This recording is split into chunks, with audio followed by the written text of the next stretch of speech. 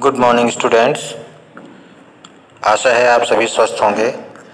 आज हम बेटा क्लास 7 रुचिरा से एकादश पाठ 11वां पाठ को पढ़ेंगे। आप सभी ध्यान से सुनेंगे। ये वीडियो मैं बाद में गूगल क्लासरूम में पोस्ट करूँगा। जो बच्चे अभी क्लास में हैं वो सभी ध्यान से सुनेंगे और जो क्लास में किसी कारण से नहीं हैं वो इस वीडियो को देख करके अच्छी प्रकार से पाठ को समझेंगे। पाठ का नाम है बेटा समवायो ही दुर्जय। समवायो माने समूह, ही माने निश्चित रूप से, दुर्जय माने जीतना कठिन है। इसका मतलब ये है बेटा कि जो ग्रुप होता है, जो समूह होता है, उस समूह से जीतना बड़ा मुश्किल होता है। चाहे कमज़ोर बहुत सारी चीज़ें यदि एक ग्रुप में मिल जाएं, बहुत कमज़ोर चीज़ें यदि एक साथ मिल जाती हैं, तो यदि बहुत मजबूत कोई चीज़ है तो उससे भी जीता जा सकता है। तो आपने हिंदी में सुना होगा कि एकता में शक्ति होती है, एकता में बल होता है। तो पाठ का नाम बेटा यही है। पुरा एकस्मिन्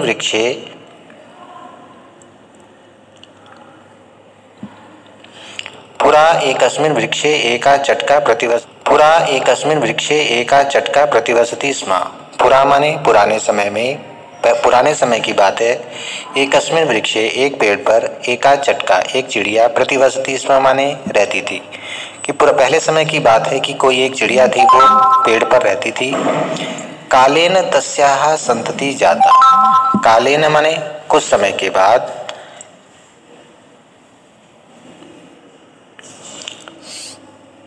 तस्याः माने उसकी, संतति, तस्याः माने उसकी, संतति माने संतान, जाता माने हो गई। कुछ समय के बाद उसके बच्चे हुए, चिड़िया के बच्चे हुए। तो एक बार कश्चित कोई, प्रमत्ता माने मतवाला, प्रमत्ता का मतलब होता है बेटा मतवाला, गज माने हाथी, तस्य गजस तस्य वृक्षस्य उस पेड़ के, अधः माने नीचे, आगत्य माने आकर के, तस्य शाखाम उसकी शाखा को माने टहनी को, शुंडेन माने शूंड से, अत्रोटयत माने तोड़ दिया।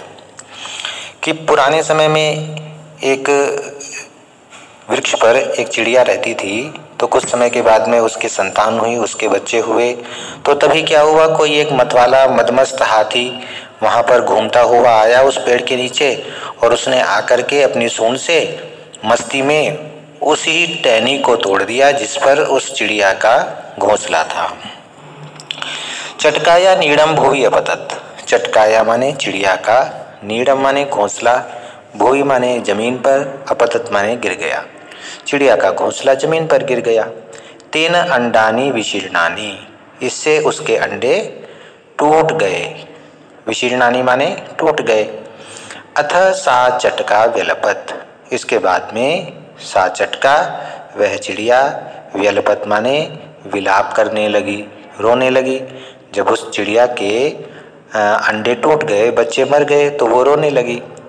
तस्याः विलापम श्रुत्वा, उसके विलाप को सुन करके, उसका रोना सुन करके, काष्ठकूटः, ये लिखा है बेटा काष्ठकूटः। काष्ठकूट का मतलब होता है बेटा वुड पेकर, कठफोड़वा, हिंदी में बोलते हैं कठफोड़वा। उसका रोना सुन करके कठफोड़वा, नाम खगः, नाम का पक्षी, दुखेन ताम अपृच्छत, उसने दुख में भर करके उससे पूछा, भद्रे किमर्थम विलपसी, कि अरे तुम क्यों रो रही हो। कठफोड़वे को बड़ा दुख हुआ क्योंकि वो रो रही थी चिड़िया। तो उसने दुख में आकर के उससे पूछा कि हे चिड़िया तू क्यों रो रही है। तो चटका वदत, यहाँ से पढ़ेंगे अब। चटका वदत, दुष्टेन एकेन गजेन मम संतति नाशिता, कि एक दुष्ट हाथी ने मेरी संतान को मार दिया है, मेरी संतान को नष्ट कर दिया है, मेरे बच्चों को मार दिया है। तस्य गजस्य वधेनैव मम दुःखम अपसरेत, तस्य गजस्य उस हाथी के, वधेनैव वध से ही, मम दुःखम मेरा दुख, अवसरेत दूर हो सकता है, कि जब तक उस हाथी का वध नहीं होगा तब तक मेरा दुख दूर नहीं होगा। ततः काष्ठकूटः ताम वीणारवा नाम्न्या मक्षिकाया समीपम अनयत। तब उस कठफोड़वे ने क्या किया, तब कठफोड़वा उस चिड़िया को वीणारवा नाम की मक्षिकाया मक्खी के समीपम माने पास में अनयत ले गया। तब कठफोड़वा चिड़िया को मक्खी के पास ले गया और उस मक्खी का नाम था बेटा वीणारवा, उसके पास ले गया।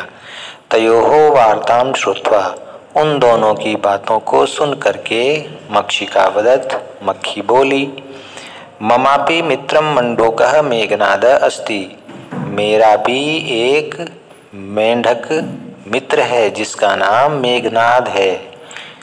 तो शीघ्रम तमुपेत्य यथोचितम करिष्यामा, जल्दी से जा करके उसके पास हम चलते हैं और जैसा भी हमें ठीक लगेगा वैसा हम करेंगे।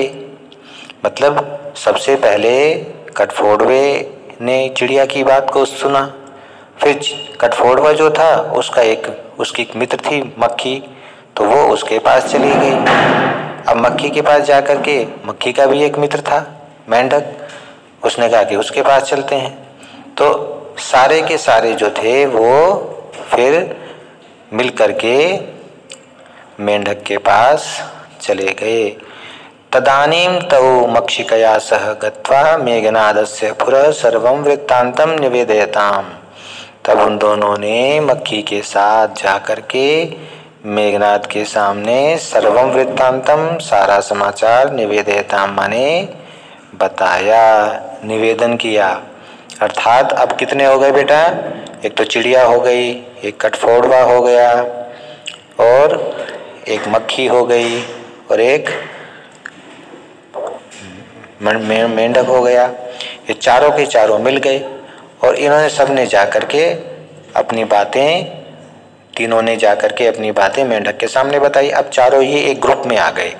अब देखो बेटा कितने छोटे छोटे चारों हैं ये, एक मक्खी है, एक कठफोड़वा है, एक मेंढक है और एक चिड़िया है। सब छोटे छोटे ही तो हैं, पर ये सब के सब एक ग्रुप में बन गए, एक ग्रुप में बन गए। तो ग्रुप में बन करके फिर उन्होंने आपस में विचार किया कि हमें क्या करना चाहिए। तो फिर मेघनाद अवदत्, यहाँ से मेघनाद ने कहा, यथा हम कथयामि तथा कुरुतम, कि जैसा मैं बोलता हूँ अब तुम वैसा करना। वो अपनी जो प्लानिंग है वो प्लानिंग बता रहा है उनको कि जैसा मैं कहता हूँ तुम वैसा करना।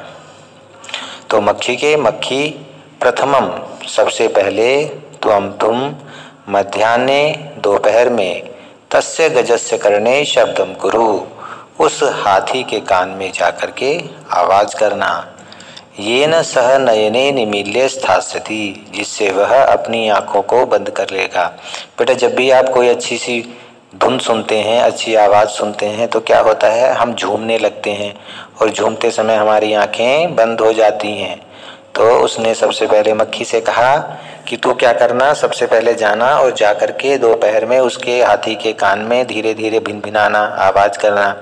तो उससे क्या करेगा, वो अपनी आंखों को बंद कर लेगा और जैसे ही वो अपनी आंखों को बंद करेगा तब काष्ठकूटः, कठफोड़वा, चंचवा माने चोंच से, तस्य नयने स्फोटयिष्यति, उसकी आंखों को फोड़ देगा। जैसे ही वो आंखों को बंद करेगा वैसे ही कठफोड़वा क्या करेगा, उसकी आंखों को फोड़ देगा। एवं सह गजः अंधः भविष्यति, इस प्रकार वह हाथी अंधा माने अंधा, भविष्यति माने हो जाएगा, वो अंधा हो जाएगा। अच्छा, अब दोपहर का टाइम है तो दोपहर के टाइम में क्या होगा, उसको प्यास भी लगेगी। तो तृषार्तः, तृषा माने प्यास, आर्त माने व्याकुल होकर के, प्यास से व्याकुल होकर के, सह माने वह, जलाशयम गमिष्यति, वो तालाब की ओर जाएगा। अंधा तो वो हो गया है पर उसे प्यास लग रही है तो वो प्यासा होकर के क्या करेगा, तालाब की ओर जाएगा। मार्गे महान गर्त अस्ति, तालाब के रास्ते में, जिधर तालाब है उस रास्ते में एक बहुत बड़ा गड्ढा है। तो मैं क्या करूँगा, तस्य अंतिके अहम स्थास्यामि। तस्य माने उस गड्ढे के, अंतिके माने पास में, अहम माने मैं, स्थास्यामि माने बैठा रहूँगा। कौन बैठा रहेगा बेटा, कौन कह रहा है ये सब बातें? ये बोल रहा है मेघनाद, मेंढक। वो कह रहा है कि जब वो प्यासा होकर के पानी पीने के लिए तालाब की ओर जाएगा तो जो रास्ता है, रास्ते में बहुत बड़ा गड्ढा है, तो वह उसी गड्ढे के पास में बैठा रहेगा और वहाँ जाकर के शब्द करेगा। तो मेंढक कैसे कैसे शब्द करता है, टर टर टर ऐसे करके शब्द करेगा। तो इसका मतलब क्या होता है कि यदि कहीं पर मेंढक शब्द कर रहा है तो वहाँ पर क्या होना चाहिए, पानी होना चाहिए। तो वहाँ पर तो पानी नहीं है, वहाँ पर तो गड्ढा है, क्योंकि मेंढक तालाब के पास नहीं बैठा है, मेंढक बैठा है गड्ढे के पास। तो हाथी जब पानी पीने के लिए जाएगा और वो अंधा है, तो जैसे ही वो अपने कानों में मेंढक की आवाज़ सुनेगा तो उसे लगेगा कि तालाब आ गया, पर वो तालाब नहीं होगा, वो तो गड्ढा होगा। तो वो बोल रहा है मेघनाद कि मेरे शब्दों से, मम शब्देन, मेरे शब्द से, तम गर्तम, उस गड्ढे को, जलाशयम मत्वा, तालाब मान करके, सह वह, तस्मिन्नेव गर्ते, उसी गड्ढे में, पतिष्यति, गिर जाएगा, मरिष्यति च, और मर जाएगा। ये सारी की सारी प्लानिंग किसने की है बेटा? ये सारी प्लानिंग मेंढक ने की है। कि उसने बोला कि सबसे पहले मक्खी उसके कान में आवाज़ करेगी, आवाज़ सुन करके वो आंखें बंद कर लेगा, आंखें बंद करते ही कठफोड़वा उसकी आंखें फोड़ देगा। फिर वो प्यासा हो करके तालाब की ओर जाएगा पानी पीने के लिए। रास्ते में एक गड्ढा है, गड्ढे के पास में मेंढक बैठा रहेगा, मेंढक आवाज़ करेगा, मेंढक की आवाज़ सुन करके वो सोचेगा कि तालाब आ गया, और वो तालाब सोच करके उस गड्ढे में गिर जाएगा और मर जाएगा। अथ तथा कृते, इसके बाद में वैसा ही करने पर, अर्थात जैसा उन्होंने सोचा वैसा ही करने पर, सह गज, वह हाथी, मध्याह्ने, दोपहर में, मंडूकस्य शब्दम अनुसृत्य, मेंढक के शब्दों को सुन करके, मेंढक के शब्दों का अनुसरण करके, मेंढक के शब्दों के पीछे पीछे चल के, महतः गर्तस्य अंत, बहुत बड़े गड्ढे के अंदर, पतितः, गिर गया, मृतः च, और मर गया।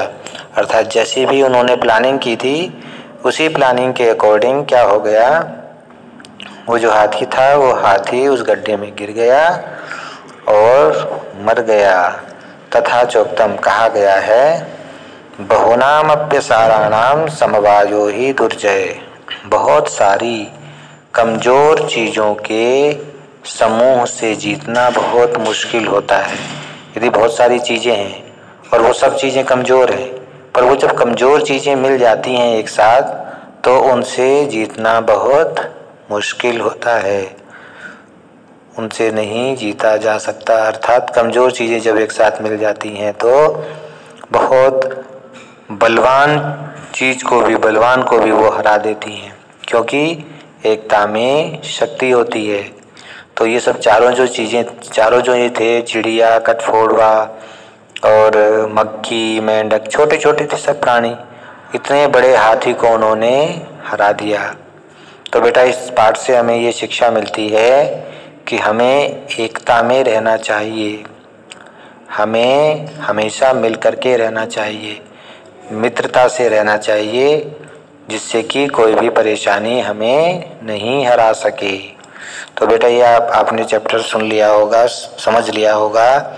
यदि आपको लगता है कि ये चैप्टर हमें नहीं समझ में आया तो आप इसको दोबारा से सुन सकते हैं, और जो बच्चे क्लास में नहीं हैं वो ज़रूर इस चैप्टर को सुनेंगे और इस चैप्टर को समझेंगे।